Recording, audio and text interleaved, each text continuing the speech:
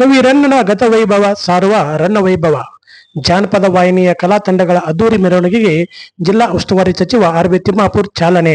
ಬಾಗಲಕೋಟೆ ಜಿಲ್ಲೆಯ ಮುಧೋಳ ತಾಲೂಕಿನ ರನ್ನ ಬೆಳಗಲಿಯ ಬಂದಲಕ್ಷ್ಮಿ ದೇವಸ್ಥಾನದಿಂದ ಕವಿ ಚಕ್ರವರ್ತಿ ರನ್ನ ವೇದಿಕೆಯವರೆಗೆ ಹೊರಟ ಜಾನಪದ ವಾಹಿನಿಗಳ ಕಲಾ ತಂಡಗಳ ಮೆರವಣಿಗೆಯಲ್ಲಿ ಜಾನಪದ ಕೋಲಾಟ, ಡೊಳ್ಳು ವಾದ್ಯ, ಶಹನಾಯಿ, ಸಂಬಾಳ, ಜಾಂಚ್ ಮೇಳ, ಪರ್ವಂತಿಗೆ, ವೀರಗಾಸೆ, ಪೂಜಾ ಕುಣಿತ ಸೇರಿದಂತೆ 30ಕ್ಕೂ ಅಧಿಕ ವಿವಿಧ ಕಲಾ ತಂಡಗಳು ಭಾಗಿ.